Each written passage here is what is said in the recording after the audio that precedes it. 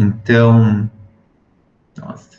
Boa noite, saudações de quarta-feira, aula 9, Direito Empresarial, Juliano, a seu dispor. Aula 9, nós vamos estar conversando sobre negócios do estabelecimento empresarial.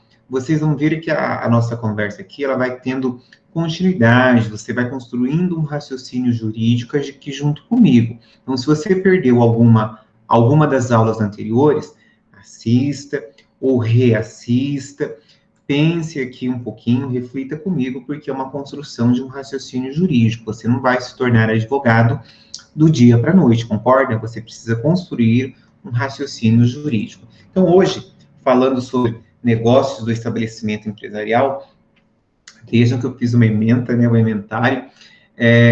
Eu cito ali o capítulo 9 do Marlon Tomasetti, né? Não sejam inocentes e pensem que só assistir a minha aula basta. Não basta. Nós precisamos ler alguém que escreva, que raciocine sobre a matéria. Então, se você tiver essa condição, tiver essa possibilidade, capítulo 9 do livro do Marlon Tomasetti. Professor, o que você vai trabalhar hoje? Então, hoje o título da aula é Negócios do Estabelecimento Empresarial. Dentro desse título, eu subdividi em o estabelecimento enquanto objeto de negócios jurídicos. Item 2, forma. Como é que é a forma desse negócio jurídico? Como é que nós vamos fazer esse negócio jurídico? 3, publicidade. Como assim? De que forma que esse negócio jurídico é realizado? 4, alienação do estabelecimento. Então, não durmam, não conversem aí, não dá nem para conversar, né? Nós estamos no ambiente virtual, mas raciocine aqui comigo, que é bem importante, uma parte aqui que eu acho muito legal, e que você vai usar isso quanto a advogado na sua carreira jurídica aqui. Então, converse aqui comigo. Item 1, o estabelecimento enquanto objeto de negócios jurídicos. E eu começo a aula fazendo uma afirmação aí para você. Olha ali o que está escrito ali. Como é complexo de bens dos mais diversos tipos, tratado como um todo. Parece-me que eu já falei isso na aula passada, não falei? Lembrem-se do conceito do estabelecimento? Qual que era o conceito de estabelecimento? Mesmo artigo 1143, não é? Complexo de bens organizados para o exercício da atividade empresarial. E aí, eu sigo o raciocínio dizendo assim, em sendo possível, então, a possibilidade de tratamento unitário desse conjunto de bens, o estabelecimento pode, então, estou te dando uma possibilidade, pode ser objeto de negócios jurídicos. Até aqui, tudo conversado e nada de novo. Estou dizendo que o estabelecimento empresarial é entendido, né? Você pode tratar ele como um todo, e em sendo tratado como um todo, ele pode ser um objeto unitário de negócios jurídicos. É isso, Juliano? Então, o artigo 1143 vai estar dizendo assim para você, ó, pode, então, é uma possibilidade e não uma obrigação, o estabelecimento empresarial pode ser objeto unitário de direitos e negócios jurídicos translativos ou constitutivos que sejam compatíveis com a sua natureza. Então, se eu fosse aluno, eu estaria fazendo a anotação desse artigo aí no meu material de estudo. Se eu estivesse com a Bíblia acadêmica, que vocês chamam de Vademecum, né? Não é da minha época, não conheço isso, mas vocês gostam bastante. Se fosse eu achava lá o artigo 1143, ia fazer essa remissão, eu ia fazer essa anotação. Juliana, eu me perdi. Qual a anotação? Eu ia fazer a anotação de que o estabelecimento empresarial, olha, eu ia grifar, na verdade, né? Pode, é uma possibilidade, pode ser objeto unitário de direitos, né? Pode ser objeto unitário de negócio jurídico. Então, cuidado, que aqui a gente pode traçar um raciocínio bem interessante, né? Quem é que traz essa possibilidade de ser tratado o estabelecimento como um todo?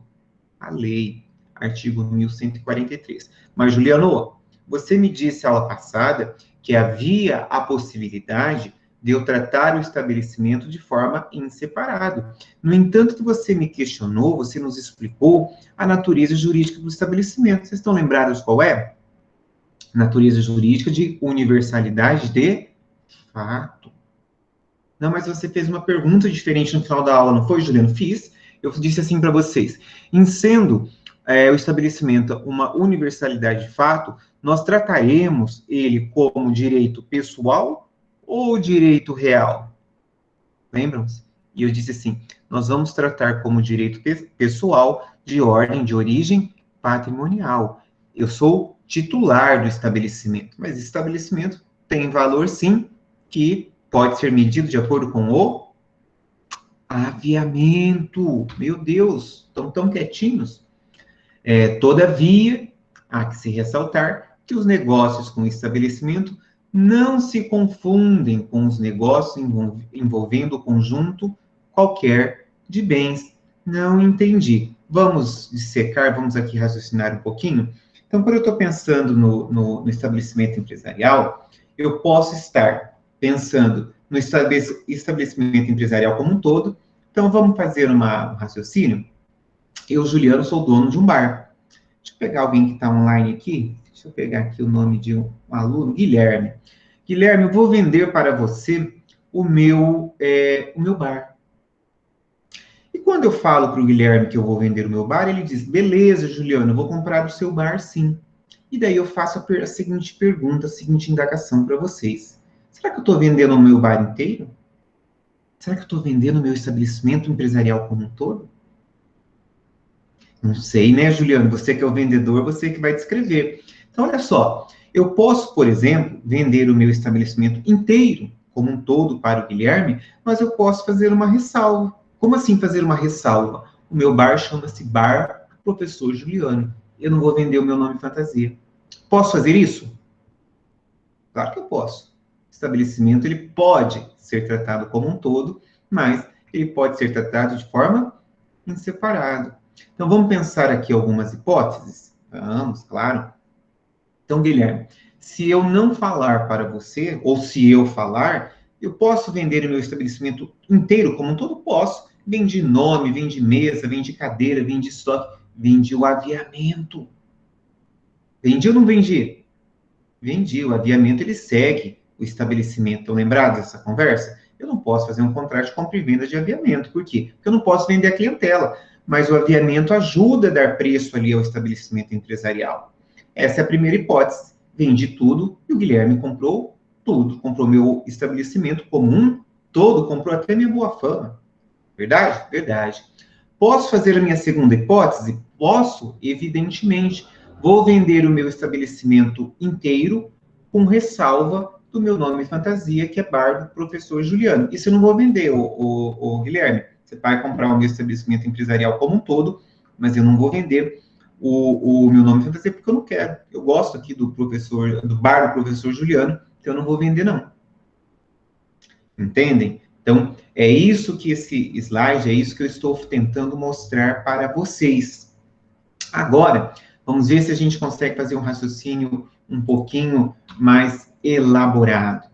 Além disso, os negócios com o estabelecimento não se confundem com os negócios envolvendo cotas ou ações da sociedade. Eu sei que você ainda não estudou direito societário, né? Se você não desistir de mim, né? Nós vamos se pegar lá no segundo semestre no direito das sociedades e a gente vou trabalhar com vocês de agosto a dezembro. E quando eu for falar de direito societário, nós vamos conversar que existem sociedades que têm capital social dividido em cotas e sociedades que têm um capital social dividido em ações. Até aqui, nada de novo, concorda? Então tá. Esse slide, o que eu estou dizendo aqui para vocês? Nesse slide, eu estou dizendo assim para vocês, que além daquelas duas possibilidades que eu estava tratando aqui com o Guilherme, ó, Guilherme, compra o meu estabelecimento como um bem unitário. É possível? Claro que é. Posso retirar um dos elementos do meu estabelecimento? Posso. Ô, Guilherme, eu não vou vender o meu nome fantasia. Posso fazer isso? Claro que eu posso. Estou fracionando uma parte aqui do meu estabelecimento. Mas também existe a possibilidade, ainda que a gente não tenha conversado sobre o direito societário, desse meu bar ser uma sociedade limitada. Então, tem eu como proprietário e, deixa eu pegar uma outra pessoa qualquer, sei lá, o meu pai chama Paulo, de quanto tem meu pai, Paulo, é meu sócio aqui no bar. Eu posso estar vendendo apenas as minhas cotas para você, Guilherme. E se você comprar as minhas cotas, concorda? Que é um negócio jurídico diferente da compra do estabelecimento, ou como um todo, ou até do estabelecimento fracionado. Então, eu estou chamando a atenção de vocês, estou pedindo, estou te convidando para você raciocinar juridicamente aqui comigo e enxergar essas possibilidades de negócio jurídico envolvendo o estabelecimento empresarial. Primeiro eu fiz um negócio como um todo, depois eu fiz um negócio do estabelecimento retirando um dos elementos, e agora estou fazendo um negócio cedendo, vendendo cotas, que é absolutamente diferente do que vender o estabelecimento empresarial. Foi entendido até aqui? Estão todos em silêncio? Será que foram jantar e me deixaram aqui online? Olha lá, hein? Olha lá que depois a gente vê isso. Sim, prof. Olha, tá vendo? Os alunos ainda são honestos. Meu Deus do céu. Foram jantar ou estão aqui? Não entendi. Tá parecendo aquela conversa do MSN antigamente, né? Ah, estamos aqui. Que bom, então fazer pergunta para vocês, tá? Aí quem vai acertando vai ganhando... não vai ganhando nada, vai ganhando conhecimento, né? Já ia querer dar 0,5. Não pode dar nada para ninguém, não, que depois isso aqui dá problema, né? Então tá, vencemos o item 1, que o item 1, na verdade, servia apenas para você entender essas três possibilidades do negócio do estabelecimento empresarial. Tranquilo, né? Não dá nem para ter medo do que eu falei até agora. Agora, nós vamos conversar a conversa. Esse que é o pior. Eu sei, Eduardo, deixa eu ver. Mas eu sabia que eu reassisto as minhas aulas, entendeu? Isso não é narcisismo, não. Eu gosto tanto do conteúdo que eu acabo reassistindo a aula para ver se eu falei de algum fora. E olha, por incrível que pareça, fora acadêmico eu não dei nenhum, não. Entendeu? Posso falar uma coisa aqui que talvez não precisasse falar, mas academicamente não dei nenhum fora até hoje, desde março até agora. Ainda bem. 2, né? Chega de falar coisa boba e vamos falar de conteúdo. 2. Quanto à forma desses negócios do estabelecimento empresarial, e olha o que eu estou dizendo ali, o estabelecimento é composto por um complexo de bens, que podem ser móveis ou imóveis. Guilherme, tá lembrado da compra aí do meu bar? Você esqueceu de me perguntar se o imóvel era meu ou não. Veja, eu posso ser proprietário também do imóvel, e o imóvel pode ser um dos elementos que integram o estabelecimento empresarial. Estão lembrados dessa nossa conversa da aula passada? Então, querem ver o que eu anotei aqui para vocês? Olha lá, eu trouxe, salvo engano, 3 opiniões diferentes aqui de 3 doutrinadores, do que eles entendem, do que eles pensam com relação quando o estabelecimento possui como um dos elementos um bem imóvel. Então, Guilherme, o prédio onde está o bar que eu estou vendendo para você, o imóvel é meu. Então, nós vamos ver doutrinariamente como é que esses estudiosos, eu não sou doutrinador, né, sou só professor, mas esses doutrinadores tratam desse assunto quando a gente está falando de estabelecimento empresarial. Oscar Barreto Filho, olha lá o que ele afirma. O estabelecimento seria um bem móvel, todavia, se fosse composto de imóveis, então, o meu estabelecimento é o prédio ali, né, o imóvel, passaria a condição de imóvel, ao qual adeririam os demais bens na condição de pertences. Olha que interessante. Não quero discutir se ele está certo ou errado. Estou dizendo que Oscar Barreto Filho diz a seguinte coisa: olha, estabelecimento, regra geral, é um bem imóvel, porém, se o imóvel fizer parte desse estabelecimento, então nós vamos tratá-lo como um bem imóvel, porque a natureza jurídica do imóvel é mais importante e o resto será tratado como pertences ou pertenças desse imóvel.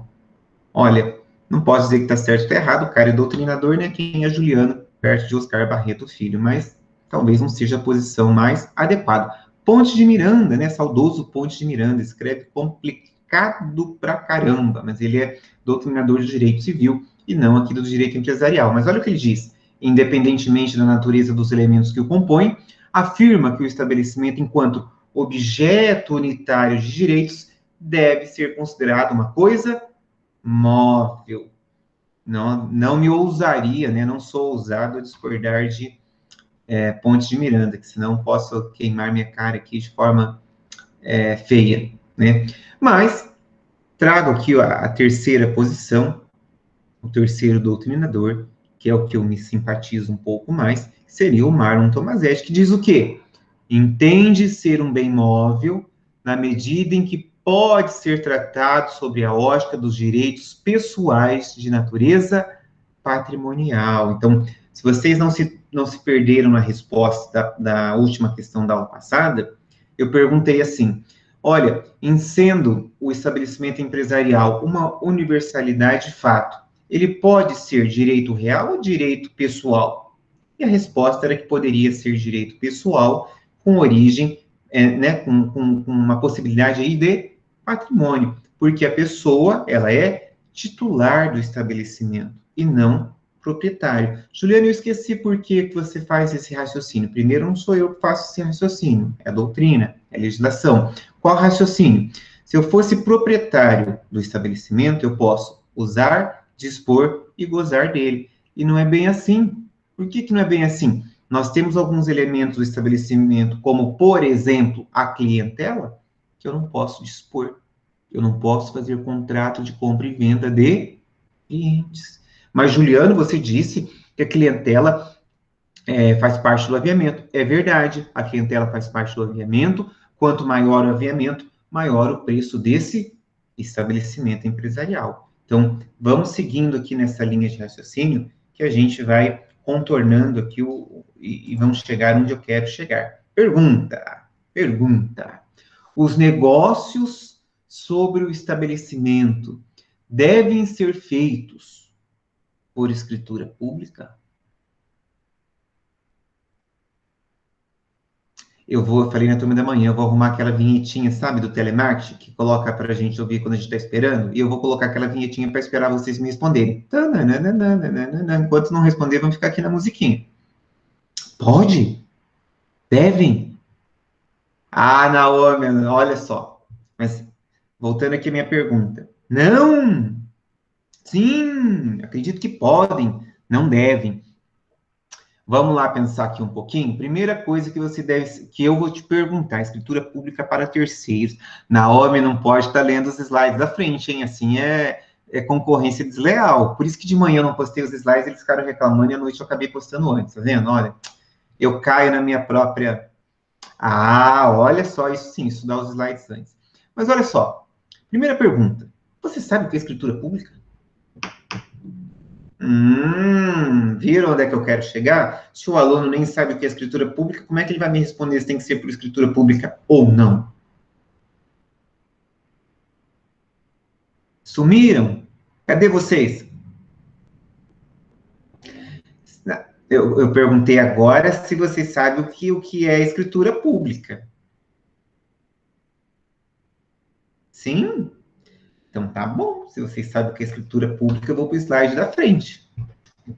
Pode ser feito por escritura particular, então, os negócios do estabelecimento empresarial? Não, mas eu vou explicar, Rodrigo. Eu vou explicar, sabe por quê? Nem todo mundo sabe. Eu sei, Júlio. Nem todo mundo sabe, entendeu? Eu sei disso. Vou até voltar aqui para a gente não se perder. Eu sei disso. Escritura pública é aquele ato solene feito por um tabelionato, certo? Por um serventuário que tenha fé pública. Então, a minha perguntinha era, os negócios do estabelecimento, entre esse mesmo, os negócios do estabelecimento empresarial devem ser feitos por escritura pública? Essa era a minha pergunta, entendeu? Então, quais são os negócios que eu posso fazer no meu estabelecimento empresarial? Se você voltar lá, olha, eu estava vendendo para o Guilherme, né? Meu contrato de compra e venda tem que ser feito por escritura pública? Agora eu entendi onde você quer chegar, Juliana. É aí mesmo. Eu quero que você faça uma reflexão rápida e jurídica aqui comigo, que escritura pública é um ato solene, é aquele que você tem que comparecer perante um juramentado, que ele vai fazer aquele documento que tem fé pública. Então, minha pergunta era: os negócios do estabelecimento empresarial devem ser feitos por escritura pública? Não. Por que que não? Aí eu fiz a segunda pergunta. Podem ser feitos por escritura particular? Escritura particular, na verdade, pera lá, ô Rodrigo, a gente vai ver essa questão dos direitos. Essa questão de escritura particular, eu coloquei para te dar uma dor de cabeça. Por quê? Aqui deveria estar escrito o quê? Documento particular. E aí a gente agora nós vamos, como estudantes de medicina, nós vamos dissecar, mas no caso aqui nós vamos dissecar o termo jurídico aqui, o juridiquês. Forma livre. Nossa, o que isso quer dizer, forma livre? Forma livre quer dizer que ela tanto pode ser feita por escritura pública, quanto por documento particular. Guilherme, se você for lá no meu escritório, eu vou redigir um contrato de compra e venda entre eu e você. Tem valor? Tem valor. Quando a gente fala forma livre, Rodrigo, nós estamos pensando que a legislação nos deixou livres, para estarmos fazendo esse contrato da maneira que a gente achar melhor. Uma das possibilidades é a escritura pública, mas eu posso fazer também por documento particular. Exatamente. Então, ô Guilherme, se você quiser comprar meu bar, você pode ir lá no meu escritório, isso. Você pode ir lá no meu escritório que nós vamos fazer um contrato de compra e venda entre particulares. E aí, a gente chega ali na conversa do segundo item que está à minha esquerda. Escritura particular e registro na junta comercial apenas para fins de prova e validade perante terceiros. O que isso quer dizer? Guilherme, o contrato que nós vamos assinar lá no meu escritório, ele é válido?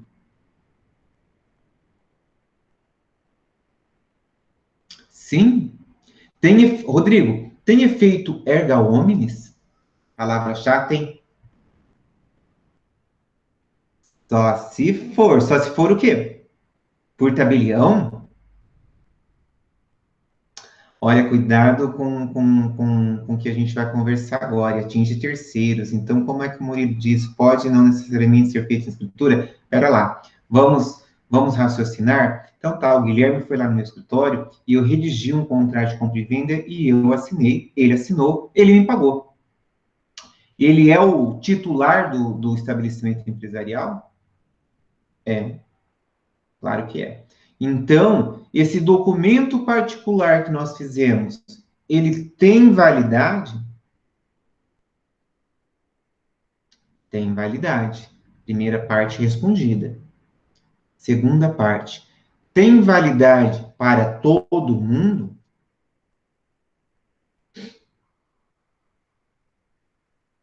Não, exatamente. Por que que não? Vou pegar o Guilherme, o Rodrigo, que o Rodrigo tá ligado aqui na fita da aula. Rodrigo, você é um credor do meu estabelecimento empresarial. O estabelecimento deve para você. Como é que você vai tomar conhecimento dessa minha venda para o Guilherme se eu fiz um contrato lá no meu escritório? Consegue enxergar como é que as coisas começam a se complicar? Só se você for avisado. Mas se você não for amigo da mãe de Ná, não tem como você ser avisado, senão pelos meios legais. Estão vendo? Por isso que ali no segundo travessão está escrito assim, ou eu vou te cobrar. É verdade, mas se você vier me cobrar, eu não estou vinculado ao estabelecimento, concorda? Ele tem personalidade jurídica. Então, estão vendo como é que o legislador teve que ser inteligente aqui, ó? Escritura particular, registro na junta comercial para fins de prova e validade perante terceiros. Então, essa compra e venda feita entre eu e o Guilherme, para ela ter valor, para ela poder ser aplicada, para ela ter eficácia contra você, ô Rodrigo, ela vai ter que ser registrada, né? Ele fala registrada, mas seria averbação, né? Lá na junta comercial. Então, recapitulando, que isso aqui, embora eu ache simples, mas você precisa ter o tempo aqui certinho comigo. Qual é o tempo?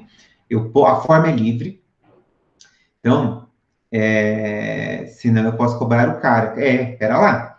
Ó, em sendo forma livre, cuidado com as alternativas, cuidado com os testes objetivos que a gente pode colocar lá para vocês. Pode colocar o quê? Olha, é verdade que só tem validade os negócios do estabelecimento empresarial feitos por escritura pública? Veja, é falso. Os negócios feitos por documento particular também têm validade. Agora, cuidado com a colocação. Por que cuidado com a colocação? Uma coisa é te perguntar se o negócio é válido. O negócio é válido. Outra coisa é eu te perguntar se o negócio tem eficácia perante todos. Para ter eficácia perante todos, tem que ter o registro, tem que ter a publicidade, que é o que a gente vai conversar agora, daqui a pouquinho. Ó, próximo travessão, contrato consensual, mas sem exigência da forma solene. O que é um contrato consensual? Você deve estar trabalhando isso lá com a Juliana. Contrato, o que é consenso? Consenso é a gente, ambas as partes, chegarem a um senso comum. Então, eu falei assim para o Guilherme, ô Guilherme, eu vou vender o meu bar para você, mas eu não vou vender o meu nome fantasia. E o Guilherme concordou. Então, se o Guilherme concordou, nós chegamos a um consenso. Então, é um contrato consensual, porém não tem forma solene. Quando eu digo forma solene, não precisa ser feito por escritura pública. Parece que está fácil, né? Mais ou menos, sabe por quê? Eu fiz uma anotação aí do Fique Atento, ó. O que eu quero falar com relação ao Fique Atento? Caso o estabelecimento empresarial seja composto por bens imóveis. Ô, Guilherme, lembra que eu disse que o imóvel, né, que o bar está instalado também é meu? Olha o que eu estou anotando ali. Será necessária a escritura pública e o respectivo registro apenas para a transferência de tais bens. Então, cuidado com o que eu estou querendo dizer para vocês. Embora o contrato aqui, os negócios do estabelecimento empresarial não tenham, né, forma livre, tudo bem. Forma livre, quer ver como é que fica fácil? Eu vou vender apenas umas mesas lá do meu bar. Eu preciso fazer por escritura pública? Eu preciso fazer a verbação na junta comercial? Não preciso, né? Posso vender as mesinhas lá que não tem problema algum. Concorda? Só as mesas. As mesas é um dos bens ali, dos bens móveis que guarnecem o meu estabelecimento empresarial. Agora não. Eu vendi o meu estabelecimento como um bem unitário para o Guilherme e vendi, inclusive constou lá no nosso contrato de compra e venda do estabelecimento que eu estava vendendo o imóvel. Esse mero contrato feito lá no meu escritório tem poderes perante todos a transferir esse imóvel que era de titularidade do meu estabelecimento para ele? Não tem. Sabe por que não tem? Porque no caso dos bens imóveis, a lei traz a forma solene. Qual a forma solene? Escritura pública com registro no cartório competente. Como é que você compra e vende um imóvel? Você tem que fazer a escritura no tabelionato, né? Mas, Juliane, eu sei fazer escritura. Ah, sabe? Eu também sei. Tem valor? Não tem valor. Exatamente, tem a limitação aí dos 30 salários mínimos. Mas eu acho difícil um imóvel ter um valor menor que 30 salários mínimos, né? Pelo menos aqui em cidade menor, cidade pequena pode até ser, né? Ainda hoje minha mãe estava me falando isso, que tem terreno que custa 25, 30 mil reais em cidade menor. Mas pensando aqui em Maringá, não vai ter um terreno quitado pelo valor aí de 30 mil, né? Os valores são maiores. Mas pensando aqui, embora isso aí, o Murilo, isso aí é uma especificação da lei, entende? Não vai afetar o nosso raciocínio jurídico, porque a lei permite, em imóveis de menor do que 30 salários mínimos, você fazer de forma diversa. Pensando na regra geral, a regra geral, você tem que fazer a escritura por meio de um tabelionato, e não adianta só fazer a escritura. No negócio aqui do imóvel que eu fiz, eu já estou com a escritura pronta, assinada e registrada. Registrada não, lavrada. Está faltando eu fazer o quê? Eu pegar essa minha escritura e levar lá no cartório de imóveis para fazer o registro. Ah, por que você não fez, Juliano? Eu não fiz porque, o ITBI eu já paguei. Mas falta fazer o quê? Falta fazer o registro no cartório de imóveis, porque logo que eu assinei lá a escritura e paguei o ITBI, eu paguei em 4 vezes, né, que aqui em Maringá é bem salgado, quando eu acabei de pagar a última parcela, já estava no coronavírus. E daí, quer dizer, eu não estava com pressa com isso, porque a escritura está em meu poder, mas eu preciso levar ali para fazer o registro no cartório de imóveis. Sabe por quê?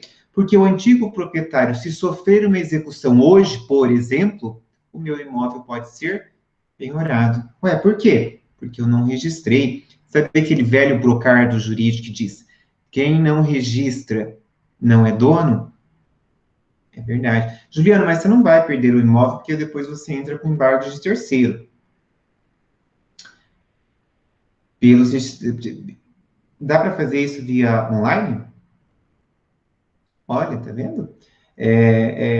Aulas com alunos inteligentes também é saber.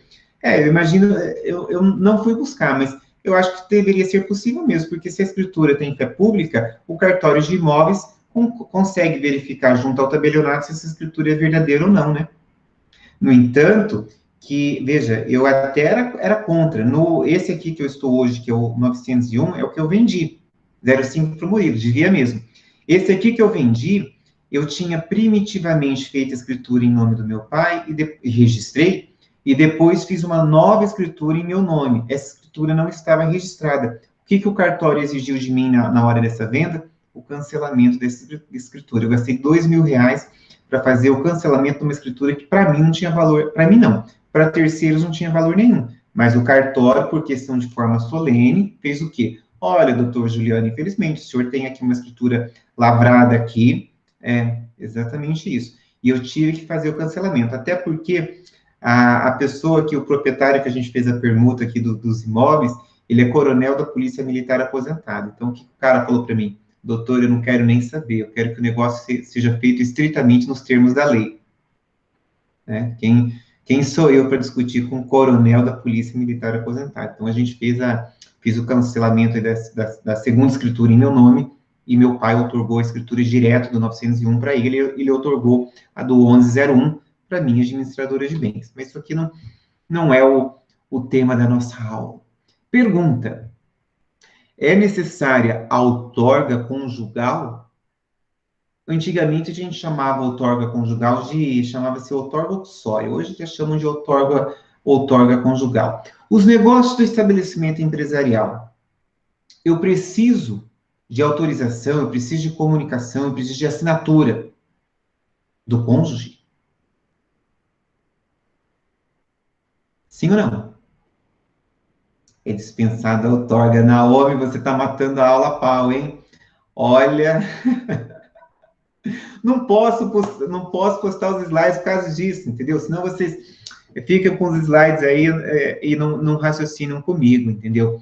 Veja, qual que é o fundamento legal? Eu devia ter até projetado eles, né? Prof, é bom demais estudar antes. É verdade, Naomi, eu concordo. Eduardo, não dá para dar para Naomi, não, sabe por quê? Ela olhou os slides, ela estudou a aula antes, então ela já sabe o que eu vou falar. Vocês querem ver, né? Não é o caso de vocês, mas se vocês assistissem a aula do período matutino e fosse assistir a aula depois, primeiro que você não vai ter saco, né? Você já vai entender tudo que eu vou estar falando. Mas é legal, eu acho que é importante o conhecimento aqui. Artigo 978 do Código Civil diz o quê? Vai, Naomi, já que você leu o slide, eu não coloquei isso no slide. O que diz o artigo 978 do Código Civil? Diz que é dispensado a outorga conjugal ao empresário, independente do regime de bens que ele é casado. O que isso quer dizer? Isso quer dizer que cabe ao empresário os negócios do estabelecimento empresarial, ele pode fazer sem a comunicação, sem a assinatura do seu cônjuge. E cuidado, que até de manhã eu fiz uma ressalva, e vou estar fazendo essa mesma ressalva agora. A lei fala em cônjuge, então cuidado você, né, que vai trocando as palavras, vai pondo as palavras na frente antes da pessoa falar, né, pedir a assinatura da esposa ou a assinatura do marido. Trate de cônjuge, né, o direito brasileiro admite hoje o casamento entre duas mulheres, o casamento entre dois homens. Então, cuidado não queimar a cara no que vai falar, que depois você vai perder o cliente. entendeu? Então, trate nos termos da lei. Você precisa da outorga, da ciência, precisaria, se fosse o caso, do cônjuge. Deixa que a pessoa te fala, te apresenta quem é o cônjuge, quem é a certidão de casamento, e não fale besteira antes, que isso aí hoje é feio, entendeu? Então, a outorga uxória, a outorga conjugal, no caso dos negócios envolvendo estabelecimento empresarial, é dispensável. Qual é o fundamento, professor? Artigo 978 do Código Civil. Nós já conversamos isso quando a gente tratou lá do empresário individual. Nossa, mas já acabou o item 2. Estão vendo que a aula vai passando e não vai nem doendo, né? Vocês só vão aprendendo. Até você, Naomi, que já sabe tudo, porque estudou antes, mas tá certo, é bom mesmo estudar antes, que daí você só vem para tirar as dúvidas. 3. Publicidade. Olha lá o que está escrito. Os negócios que envolvem o estabelecimento, eu coloquei entre parênteses. Olha como eu sou bonzinho. Alienação. Dentro de alienação, aqui a gente pode estar pensando compra e venda, tá? Alienação, usufruto e arrendamento. Nossa, a gente nem estudou isso. Calma. Vai ter uma disciplina lá no terceiro, quarto semestre. Eu acho que é uma disciplina de quinto semestre, que, salvo engano, chama-se Direito dos Negócios, uma coisa assim. Eles estão vendo lá se quem vai trabalhar essa disciplina sou eu, ou é o professor de vago. Se for eu vou trabalhar contrato de arrendamento mercantil. Olha só, se for o professor de vago, com certeza ele também vai trabalhar. Podem influir diretamente sobre os interesses de terceiros, especialmente os credores do empresário. Rodrigo, você lembra que você é meu credor lá do estabelecimento que eu estou doidinho para vender para o Guilherme? Então, agora a gente vai tratar dessa questão da publicidade. Como é que isso vai se dar para que você não seja prejudicado? Então, a lei pensou nisso sim. Então, olha lá, vamos ver qual é o próximo. Em função disso, esses terceiros, o terceiro é você, Rodrigo, devem ter a oportunidade de tomar conhecimento dos negócios envolvendo o estabelecimento empresarial. Tudo bem que eu estava pensando ali numa compra e venda, mas eu poderia estar gravando um usufruto. Gente, pior do que uma compra e venda é o usufruto. Por que é o usufruto? O usufruto você não pode fazer mais nada com o bem. Não, poder você até pode, mas a pessoa que é usufrutuária vai junto, ou seja, não serve de nada. Ou pode ser um arrendamento também, concorda? Eu posso estar fazendo um arrendamento aí do meu bar para o Guilherme ou para um outro aluno, e você, Rodrigo, pode se prejudicar. Por quê? Porque você é terceiro, você é credor. Então, é importante a legislação pensar de que forma, né, de que maneira que eu vou fazer essa publicidade para evitar aqui problemas com relação a terceiros. E aí, a gente chega no artigo 1144. Então, se eu fosse você, que está aí do outro lado da webcam me olhando, eu faria a anotação de que o artigo 1144 vai estar dizendo que, o contrato que tenha objeto, veja, ele traz as modalidades de negócios do estabelecimento empresarial. Alienação, usufruto ou arrendamento do estabelecimento só produzirá efeitos quanto a terceiros depois de averbado à margem da inscrição do empresário, olha, está pensando em empresário individual, né, ou MEI, ou a sociedade empresária, no registro público de empresas mercantis e publicado na imprensa oficial. Então, pera lá, que agora a gente precisa falar aqui algumas coisinhas. Então, o artigo 1144 vai estar dizendo o quê? Que esse contrato, seja ele de compra e venda, seja ele de arrendamento, seja ele de usufruto, ele só vai produzir os efeitos contra terceiros. Aí, Rodrigo, contra vocês, contra você. Esse contrato só vai produzir efeitos contra você depois de registrado, eu falo registro, mas é a averbação na junta comercial e publicado na imprensa oficial. A imprensa oficial seria o Diário Oficial da União. Quando o Código Civil foi promulgado, ou seja, em 2002, o Diário Oficial da União era físico, tá? Hoje, ele é digital. Vocês não vão passar, não vão ter que passar por isso, mas quando eu fui estagiário, no escritório que eu fazia estágio, graças a Deus, não era eu que fazia a leitura do Diário Oficial. As advogadas, elas pagavam uma empresa que trazia já recortadinho só as publicações dos processos dela. E, veja, Até 2005, quando eu já era advogado lá do jurídico que eu trabalhei, eu pagava uma empresa para trazer para mim essas publicações. Chegava todo dia 70 publicações em meu nome lá por causa dos processos dos bancos.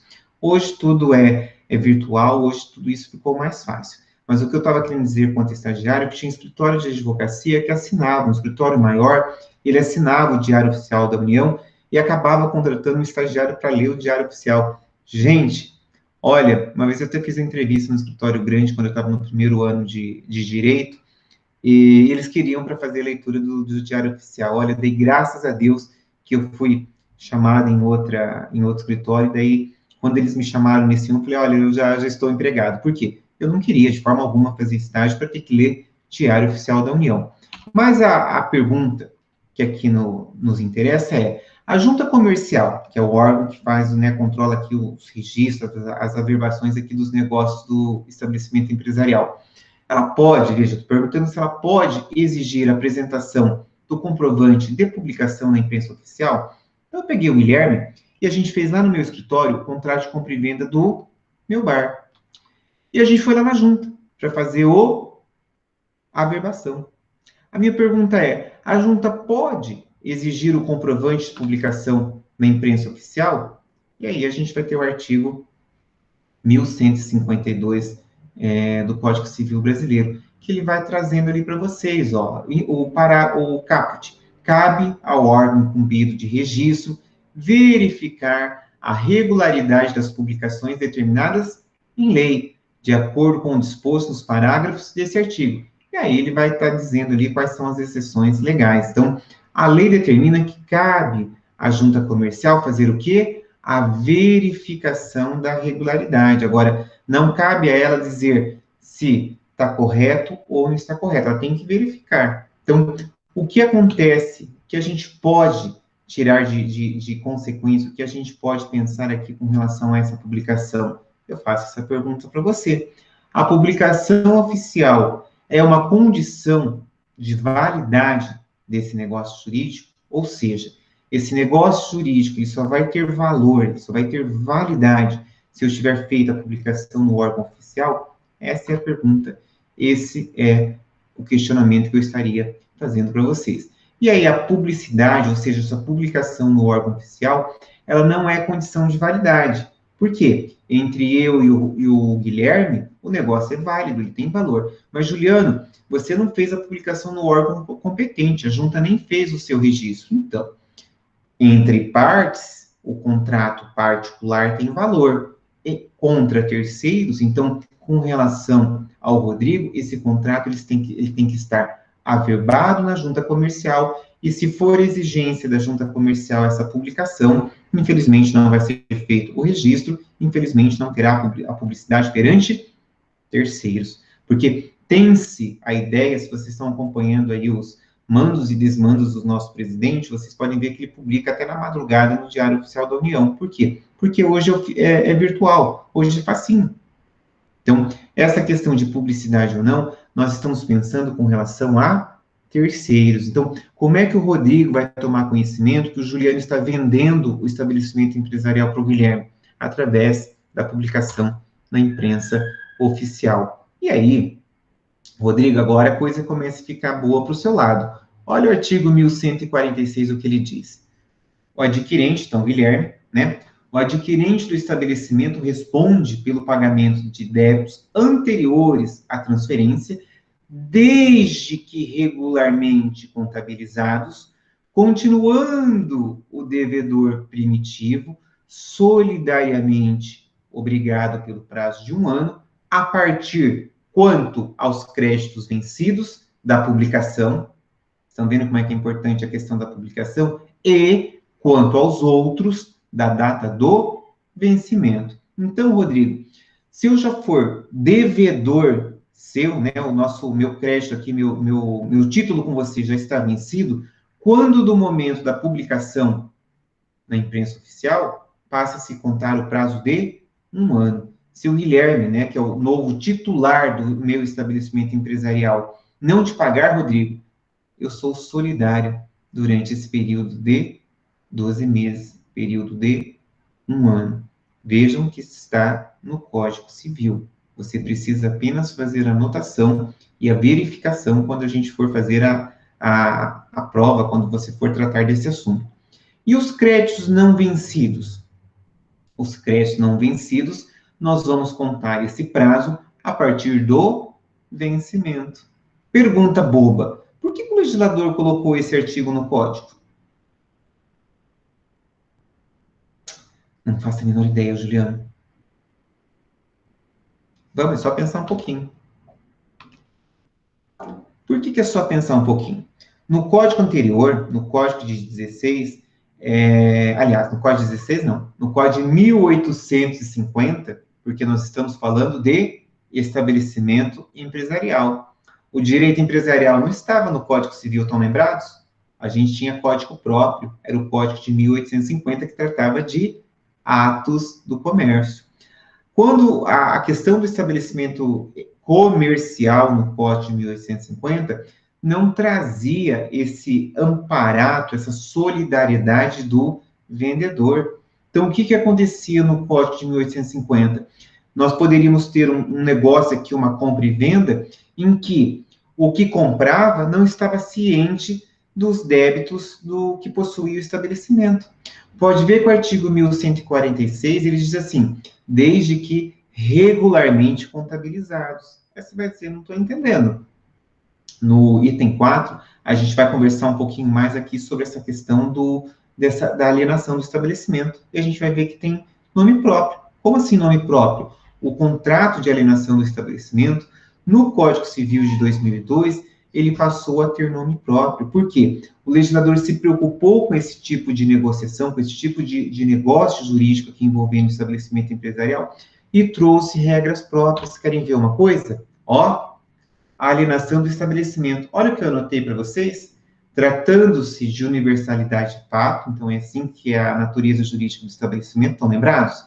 É certo que o estabelecimento pode, é uma possibilidade, pode ser alienado como um todo, como uma coisa coletiva, e que recebe pela doutrina, no Código Civil não está escrito isso, recebe o nome de trespasse. Então, o contrato de alienação do estabelecimento empresarial, o contrato ali de negócios do estabelecimento empresarial, doutrinariamente, recebe o nome de trespasse. E este contrato de trespasse, ele vai ter regras estabelecidas, ele vai ter regras próprias agora na legislação de 2002. Nessa negociação, qual negociação? Nessa negociação do estabelecimento empresarial. Transfere-se o conjunto de bens e seus anexos, seus nexos organizativos, que por conseguinte seria o quê? O aviamento. Então, quando hoje eu transfiro a titularidade do estabelecimento empresarial, de forma implícita, de forma anexa, eu estou transferindo também o quê? O aviamento. Juliano, por que você está transferindo o aviamento? Não dá para eu fazer contrato de compra e venda de aviamento. Estão lembrados? Estão lembrados? Por quê? Porque o aviamento é uma situação de fato, não é? Eu não consigo pegar aqui a clientela e transferir para vocês. Estão lembrados? Lembram dessa nossa conversa? Eu, hein? Que silêncio é esse? Ainda bem, Rodrigo. Ainda bem. Ressalta-se o quê? O que se cogita nessa venda de conjunto de bens necessários para o exercício da atividade e não as cotas ou as ações de uma sociedade. Espera lá, Juliana, embolou o meio de campo. Então, vamos separar aqui o meio de campo. Quando nós estamos falando em venda do estabelecimento, em contrato de trespasse, nós estamos imaginando que nós estamos alienando o estabelecimento como um todo, ainda que eu possa retirar um dos elementos, como, por exemplo, no caso aqui do meu bar, o nome dele é Bar do Professor Juliano, esse nome eu não quero vender. Então, é possível eu vender ao Guilherme o meu estabelecimento e segurar o meu nome fantasia aqui, Bar do Professor Juliano. Isso é possível. Mas o contrato de compra e venda entre eu e você, Guilherme, ele vai receber o nome de trespasse. E esse contrato, ele não se confunde, em hipótese alguma, com a possibilidade da venda ou cessão de cotas. Espera lá, Juliano, o que é que você está dizendo? Se a gente pegar o meu bar, digamos que fosse uma sociedade limitada com o meu pai. Então, veja, se eu estiver vendendo para o Guilherme as minhas cotas, eu não estou vendendo o meu estabelecimento, estou vendendo cotas. E nesta venda de cotas, eu não posso chamar esse contrato de trespasse. Por quê? Porque trespasse é o negócio que envolve, é o contrato que envolve o estabelecimento empresarial. Se a gente pegar a questão de ações, talvez fique mais fácil, né? Quando você pega ali, por exemplo, eu tenho ações do Banco do Brasil. Então, veja, essas ações do Banco do Brasil, eu não fiz contrato de compra e venda com o Banco do Brasil, concorda? Eu fui lá na plataforma da XP e comprei lá na Home Broker, concorda? Ah, mas está no seu nome? Não. Eu sou o titular dessas ações. A hora que eu quiser vender, eu vendo. Exatamente, é uma sociedade anônima. A hora que eu quiser vender, eu vendo. Estão vendo como é que é diferente eu comprar uma ação ou eu comprar uma cota, que daí teria que ser feita por meio de, ainda que seja documento particular, né? Fizemos lá no meu escritório, mas tem que ser levado a registro lá na junta. Isso é absolutamente diferente do que eu fazer um negócio como estabelecimento como um todo, concorda? Eu não estou comprando o Banco do Brasil, quem me dera comprar o estabelecimento do Banco do Brasil.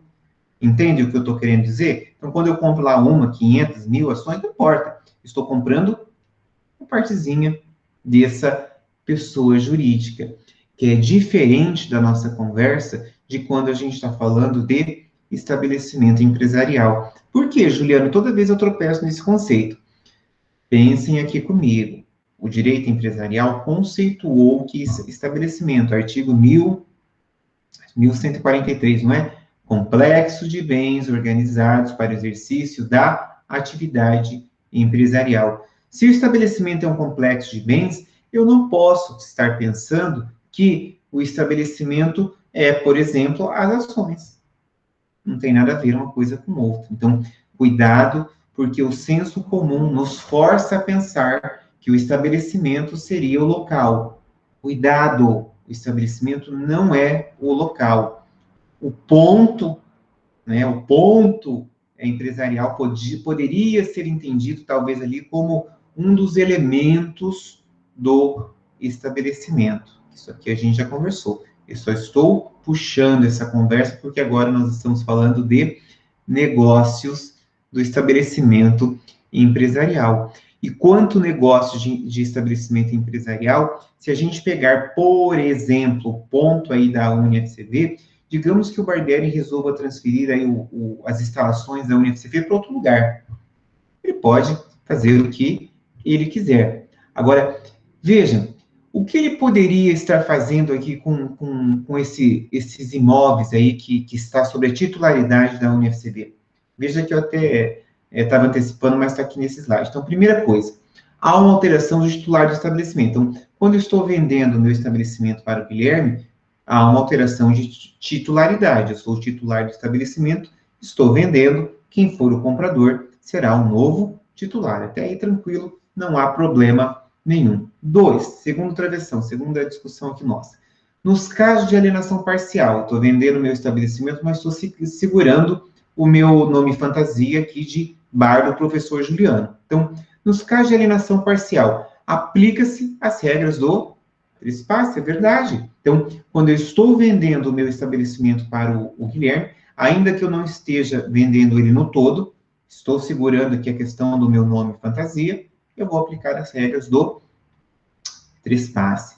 E agora, chegando ao ponto aqui da questão do imóvel, de acordo com o Supremo Tribunal de Justiça, a simples locação do estabelecimento não configura trespasse. Voltando àquele exemplo ali do Barbieri, né? O Barbieri pegou a UniFCV e colocou um outro ponto, uma outra localização. E sobrou aí, ele é titular, né, desse ponto comercial onde está localizado hoje a UniFCV.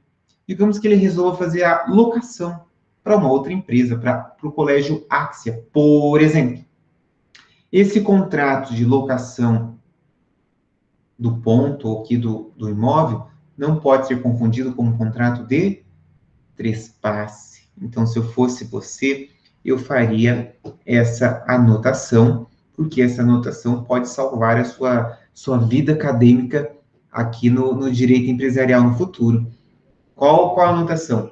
Que o contrato de locação, de ponto, de qualquer coisa aqui dentro do estabelecimento, não configura contrato de trespasse. O contrato de trespasse é aquele contrato que você está alienando, que você está fazendo negócio aí do estabelecimento empresarial. A locação, segundo o STJ, não pode ser entendido como um negócio do estabelecimento.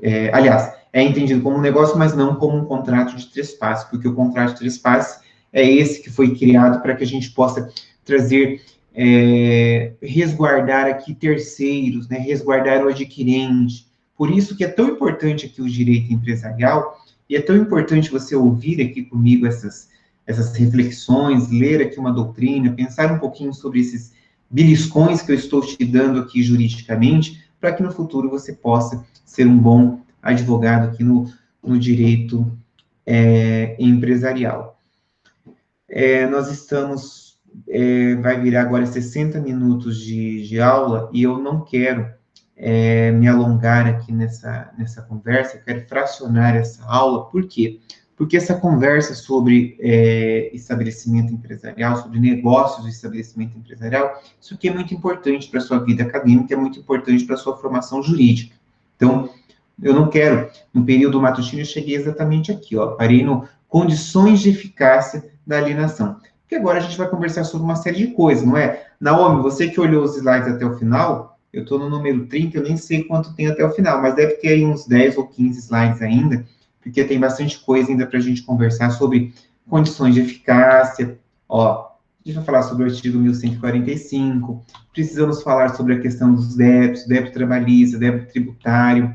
Então, ó, tem uma série de coisas que eu ainda quero conversar com vocês, e que eu não vou trazer isso aqui de maneira superficial, de maneira amadora, né? Nós queremos ter aqui, queremos ser excelentes advogados, excelentes profissionais aqui na área do direito empresarial. Então, eu só recapitulando, hoje a gente conversou sobre negócios do estabelecimento empresarial, conversamos que esse negócio pode ser tratado como um bem unitário, como um bem, ou eu posso fracionar, eu posso tratá-lo ainda como um todo, mas retirar um dos elementos, eu posso simplesmente fazer a venda, a cessão de cotas ou de ações. Isso aqui era o tópico 1. O tópico 2, a gente trabalhou sobre a forma desse negócio, forma livre, contrato consensual, porém, para eficácia perante terceiros, tem que ter lá a publicação no órgão oficial e o registro na junta comercial. Isso aí também era fácil, que a gente tirou de letra. O item número 3 seria isso aqui que a gente estava conversando, que seria essa questão da alienação do estabelecimento. Como é que é esse nome? Qual é o contrato que é? É chamado contrato de trespasse. Fiz a ressalva da questão aqui quando a gente tem um bem imóvel, e vou estar fracionando nossa conversa aqui nas condições dessa alienação, porque daí tem muito mais coisas para a gente conversar, e eu não quero conversar de forma apressada com vocês. A gente está tranquilos aqui quanto ao tempo, quanto à ementa, quanto ao conteúdo. Então, eu vou ficando por aqui, vou parar a aula aqui, e na quarta-feira que vem, a gente retoma essa conversa sobre as condições de eficácia do estabelecimento e seguimos. Naomi, dá mais uma olhadinha. Os demais que não deram uma olhada, né?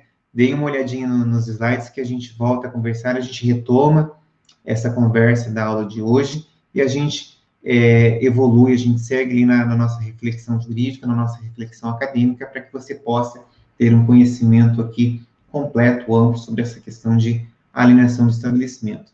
Combinado? Desejo que me coloque à disposição de vocês 100% aí na questão acadêmica. Entre em contato comigo, seja pelas redes sociais, seja por WhatsApp, por e-mail, da maneira como você se sentir mais confortável. Recomendo que aqueles que podem permaneçam aí em isolamento, em quarentena, que todo esse período será lembrado ainda como um período, não vou dizer um período negativo, mas como um período diferente, né? Tivemos que aprender várias coisas, tivemos que estudar remotamente, embora eu seja simpatizante agora dessa modalidade, mas muita coisa mudou e muita coisa será diferente depois de tudo isso. Mas meus votos aqui que a gente permaneça unido e que vocês não desapareçam de mim, nem desapareçam aí da faculdade, nem desapareçam aí do conteúdo, porque isso aqui é importante para a sua formação jurídica. Combinado? Eu vou encerrando por aqui e já eu posto a minha aula lá no Moodle que vocês possam estar olhando. Boa noite para vocês, excelente resto aí de semana para vocês. Eu me coloco 100% aqui à disposição de vocês. Combinado? Então, até quarta-feira e um abraço aí do professor Juliano. Tchau!